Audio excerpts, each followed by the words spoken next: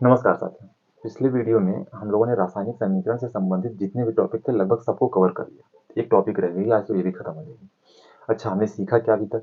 ये सीखने का प्रयास किया कि रासायनिक समीकरण कहते किसको हैं, उसको लिखते कैसे हैं, लिख लिया तो उसको पढ़ते कैसे हैं, पढ़ लिया तो फिर उनके टाइप कितने प्रकार के होते हैं, दो टाइप के होते हैं तो उनको समीकरण को संतुलित कैसे करते हैं, संतुलित करते क्यों हैं, उनकी जरूरत क्या है, वो सारी चीजों के बारे में हम लोगों ने अब तक डिस्कस कर लिया है। आज की वीडियो में हम ये बात करने वाले हैं कि क्या उनमें कुछ कमियां हैं? क्योंकि आप तो देखते हैं ना, इंसानी फितरत होती है कि हम लोग कोई भी कितना भी अच्छा हो, उनमें कमियां जरूर तलाश लेते हैं कि हाँ, इनमें ना ये कमी है ना? तो इनमें भी कुछ कमियां हैं, क्या कमियां हैं उसके बारे में हम बात करेंगे। और उसके साथ साथ कमियां हैं तो क्या उन्हें दूर किया जा सकता है, उनके तरीके क्या हैं, उन पर भी बात करेंगे। तो कुछ ऐसी भी कमियां हैं जिनको दूर नहीं किया जा सकता। आज उन सभी के बारे में आज हम बात कर लेंगे, ठीक है? शुरू करते हैं। सबसे पहली चीज हम देखते हैं कि ये रासायनिक समीकरण जब हम लिखते हैं ना, तो वो अपनी अवस्था को व्यक्त नहीं करते कि किस स्टेज में है वो। जैसे हम लोग तो अब धीरे धीरे जान चुके हैं कि कार्बन किसे कहते हैं। हम लोग अपने आसपास जितनी भी वस्तुएं लगभग लगभग देखते हैं वो सारी की सारी यूजेबल जितनी हैं, सारी की सारी कार्बन है। यहाँ तक कि हमारी शरीर, बॉडी, मार्कर, पेन, ए बोर्ड, कॉपी, किताब, कपड़े, ब्रश, मतलब सारी चीजें कार्बन है। मतलब जल रहा है, जलने के बाद ब्लैक धुआं निकल रहा है तो हम कह सकते हैं कार्बन है ना? तो ये अच्छा, इस समय तो हमें पता चल गया कि कार्बन एक ठोस अवस्था में है ना, ठोस है। ये भी ठोस है ना, सॉलिड स्टेज में है। तो इन चीजों को तो हम जानते हैं, लेकिन बहुत सारी ऐसी चीजें होती हैं जिनको हम नहीं जानते। उनको जानेंगे कैसे? क्या उनको जानने के लिए पहले हम यही समझ लेंगे कि नहीं, हाँ यार वो ऐसी है, हर चीज को तो जान नहीं सकते ना। तो उनको जानने का तरीका क्या होगा? क्योंकि कुछ रिएक्शन, कुछ क्या, बहुत सारे रिएक्शन हम पहली बार पढ़ेंगे, बहुत सारी क्या, जितने भी पढ़ेंगे हम पहली बार पढ़ रहे हैं भाई, स्टार्ट है ना हमारा।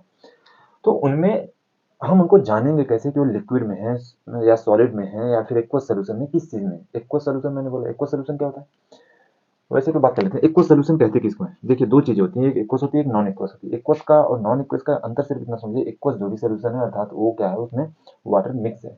नॉन एक्वस में वाटर नहीं पाया जाता, ठीक है?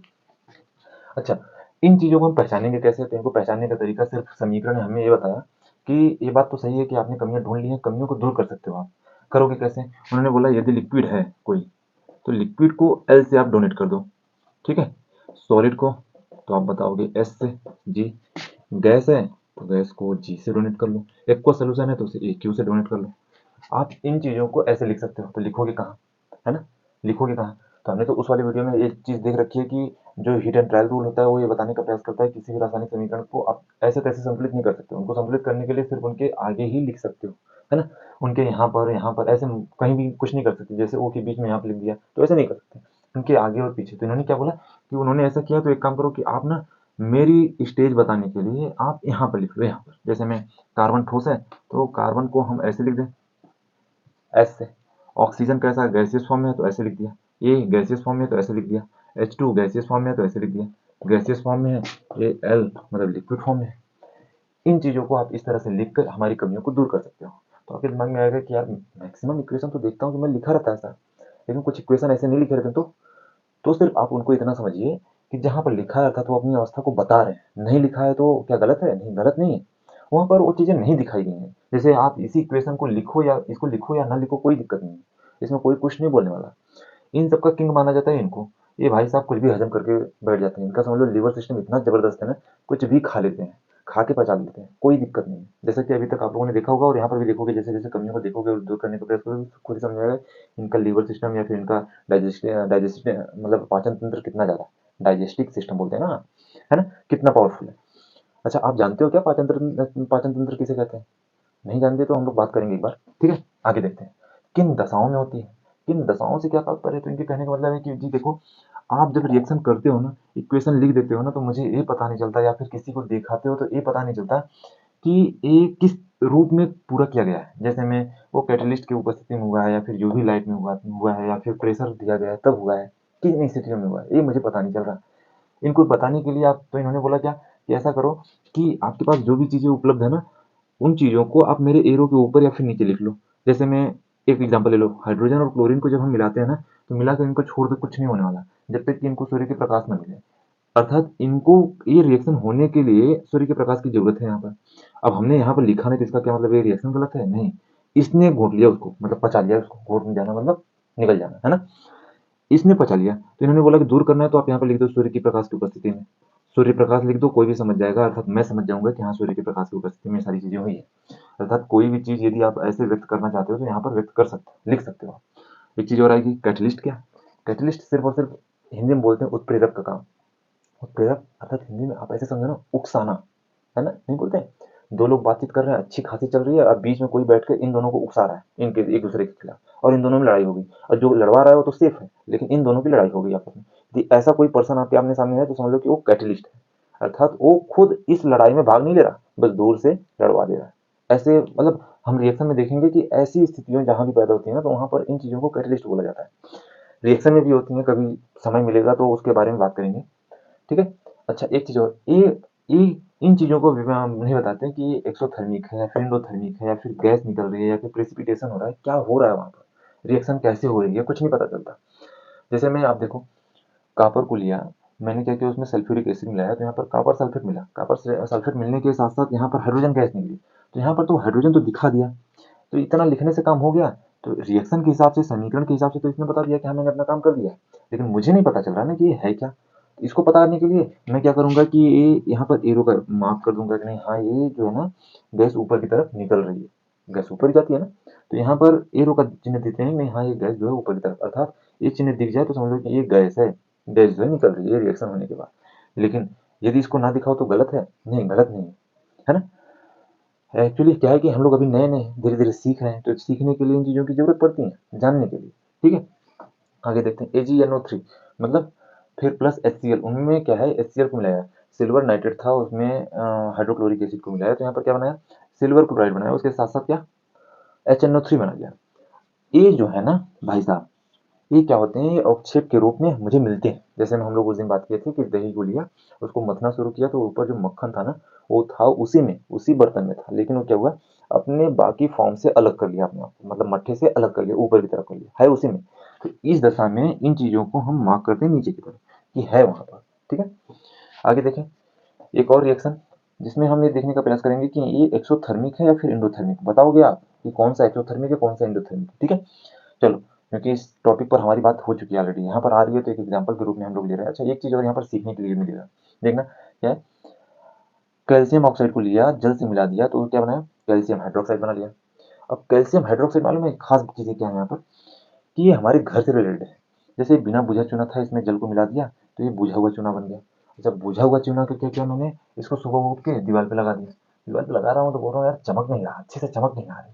चमक आने के लिए तो बोल रहे हैं कि घर वाले बोले अरे 2-3 घंटे तो रुक जाओ, चमक आने लगेगी। आई कैसे चमक? तो चमक आने के लिए क्या हुआ, ये जो है ना अपने एनवायरनमेंट में उपस्थित कार्बन डाइऑक्साइड से लगातार रिएक्शन करने शुरू कर दिए। तो जब इन्होंने कार्बन डाइऑक्साइड से रिएक्शन करना शुरू किया, साथ में सूर्य का प्रकाश था, ये टेम्परेचर मिल रहा था, धीरे धीरे धीरे धीरे रिएक्शन करना शुरू किया। रिएक्शन करने का मुख्य उद्देश्य क्या था, यहाँ से जल को निकाल लेना। क्यों? क्योंकि हमारी दीवारें कुछ सोख लेती हैं, कुछ जल का वाष्पीकरण हो जाता है, निकल जाती हैं। जैसे ही जल बाहर निकला, जल बाहर निकला, वैसे ही इन्होंने क्या बना लिया, CaCO3 मतलब कैल्शियम कार्बोनेट बना लिया। अब ये जैसे ही बनता है वैसे ही हमारी दीवारें चमकने शुरू हो जाती हैं, जो चूने वाली दीवार होती है चमकना शुरू हो जाता है। अच्छा, इनको बाहर जाने का मतलब ये समझ रहे हो क्या है, हैं रिएक्शन में ही उपस्थित हैं, लेकिन अब ये इनसे अलग हो चुके हैं, ठीक है। अच्छा, अब इनका क्या हुआ, इनका हुआ, अच्छा यहाँ पर कुछ था, यहाँ पर और कुछ चीजें हुई थी, आपको ध्यान आ रहा है? कैल्शियम हाइड्रोक्साइड के साथ साथ शायद कुछ उष्मा का कुछ योगदान था, क्या था बताइए। यहाँ पर क्या हुआ, कैल्शियम कार्बोनेट को लिया था। अब यही कैल्शियम कार्बोनेट धीरे धीरे धीरे धीरे उन पर उष्मा पड़ती गई, था सूर्य का प्रकाश पड़ता गया, कुछ समय बाद पता चला बारिश फिर आ गई। ऐसे ही 1 साल 2 साल निकलते गए, पता चला वो फिर से अपने पुराने वाले फॉर्म में आ गए। कौन से वाले में, यही कैल्शियम ऑक्साइड, फिर कार्बन डाइऑक्साइड। कैल्शियम ऑक्साइड कौन सा, यही वाला जो पहले था, ठीक है। अच्छा, ये थी चीजें। अच्छा, यहाँ पर एक चीजें हैं, यहाँ पर एक एक्सोथर्मिक है एक इंडोथर्मिक है, आप देखिए कौन सा कौन है, ठीक है। प्रेसिपिटेशन का हम लोगों ने देख ही लिया, प्रेसिपिटेशन ये होता है कि यहाँ पर प्रेसिपिटेट होता है, यहाँ पर अवक्षेप बनता है।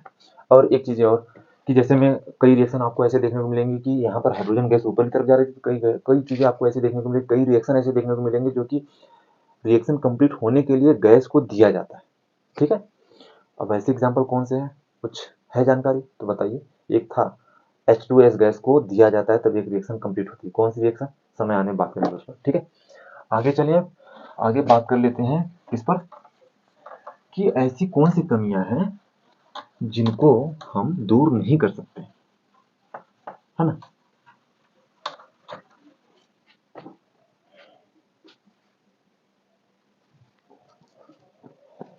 हाँ, अब हम ये बात कर लेते हैं कि रासायनिक समीकरण में ऐसी कौन सी कमियां हैं जो कि हम दूर नहीं कर सकते, है ना?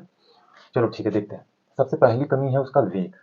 मतलब रासायनिक समीकरण कितनी तेजी से हो रहा है, कितने धीरे से हो रहा है, इसकी जानकारी हम नहीं दे सकते, या फिर कौन सा रिएक्शन बहुत तेजी से काम कर लेता है और कौन सा रिएक्शन बहुत धीरे काम करता है, इसकी जानकारी हम नहीं दे सकते। जैसे मैं एग्जांपल लें, तो मैंने आयरन को ऑक्सीजन से मिलाया, तो यहाँ पर क्या बनाया, आयरन ऑक्साइड बना लिया। कैसे? हम कैसे पता कर पाएंगे कि हाँ ये चीजें तेजी से हुई कि धीरे से? जबकि दूसरा एग्जांपल देखें, सोडियम है और ऑक्सीजन है, इसको मिला दिया तो सोडियम ऑक्साइड बना लिया। इसको कैसे पता चलेगा? इसको पता करने के लिए हम क्या कर सकते हैं, क्या हम लिख सकते हैं यहाँ पर ये रिएक्शन बहुत तेजी से हुई या फिर ये रिएक्शन बहुत धीरे से हुई? अब इनकी पहचान करने का जो हम घरेलू तरीका है वो समझ लेते हैं। एक को तो पता है ये लोहा है, लोहा धीरे से ऑक्सीजन से मिलता है, धीरे धीरे धीरे धीरे बहुत समय लगता है उसको जंग लगने में, बहुत समय लगता है। मतलब करीब करीब मान लीजिए साल 2 साल का समय लग जाता है उसे, है ना? तो ये क्या है, बहुत धीरे से रिएक्शन करता है, धीरे धीरे रिएक्शन करता है, लेकिन जबकि ये बहुत तेजी से रिएक्शन करता है। क्या लिख रहा हूँ यार, बहुत तेजी से रिएक्शन। तो हम ऐसे लिख के तो डोनेट नहीं कर सकते, है ना? ऐसे लिख के तो डोनेट नहीं कर सकते। तो ये पहली कमी रही। दूसरी कमी क्या है, ये किन स्थितियों में होते हैं? जैसे में नहीं बोलते हैं कि हम खाना बना रहे हैं, पता चल रहा है कि एक तरफ खाना वही चावल टोप में बनता है, वही चावल कुकर में बनता है। टोप वाला जो चावल बनता है वो बुदबुदाहट के साथ बनता है, जबकि कुकर वाला सीटी की आवाज के साथ बनता है। उनकी स्थितियां अलग अलग होती हैं, जबकि रिएक्शन हो रहा है ना? यहाँ पर सेम वही चीज हमें पता नहीं चलता। जबकि देखा जाए तो ये जो सोडियम है ना, और मतलब जल के साथ मिलते ही तुरंत ही तुरंत ये रिएक्शन करता है, और एक विस्फोट के साथ रिएक्शन होती है इसकी। लेकिन हम यहाँ पर मेंशन नहीं कर सकते कि हाँ ये विस्फोट के साथ हो रही है, कैसे हो रही है। अगली चीजें देखें तो ये कितनी मात्रा में हो रही है, कितनी मात्रा में, मतलब जो रिएक्शन हो रही है, जो रिएक्टेंट दिया गया है, मिक्स किया गया है, या फिर जो रिएक्शन कंप्लीट हो रही है, उसकी क्वांटिटी कितनी है, कितनी क्वांटिटी में रिएक्टेंट को लिया गया था, तो कितनी क्वांटिटी में प्रोडक्ट मिला है। जैसे मैं आप ऐसे समझ लो कि इस समय बहुत अच्छा एग्जाम्पल, जैसे गाँव घर पे इस समय गेहूं की दवाई चल रही है। अब एक्चुअल क्वांटिटी गेहूं की कितनी है वो उसका अंदाजा लगाना बहुत मुश्किल है। रीजन में पता चल रहा है कि गेहूं की कटाई के समय कुछ गेहूं तो ऐसे ही बिखर जाते हैं जमीन पर, कुछ उसको भूसा जब निकालते हैं तो उस टाइम बिखर जाते हैं, कुछ तो भूसा में उड़ जाते हैं, है ना? तो इस तरह से अच्छा, घर में जाते जाते कुछ गिरते इधर उधर में कुछ ना कुछ क्वांटिटी तो डिस्ट्रॉय होती है, खत्म होती है, नहीं जा पाती घर पे। तो वैसे ही सेम ऐसे ही यहाँ पर रिएक्शन एक्चुअल मात्रा में कितनी है उसकी मात्राएं हम कंफर्म नहीं कर पाते कितनी मात्रा में हमें मिली है। ठीक है? अच्छा, ये 2 एग्ज़ाम्पल आपके लिए छोड़ रहा हूँ मैं, इसको बैलेंस करिएगा, बैलेंस कैसे करोगे? हम बात कर लेंगे इसके बारे में शॉर्ट वीडियो में, ठीक है? तो अगली टॉपिक पे हम मिलेंगे। रासायनिक समीकरण तो पढ़ लिया हमने, अब पढ़ेंगे रासायनिक अभिक्रिया कितने प्रकार की होती है, उसके बारे में हम बात करेंगे। 2-3 वीडियो में जाते-जाते पूरी तरह से चैप्टर फर्स्ट खत्म हो जाएगा, है ना? फिर मिलेंगे आगे। चलिए।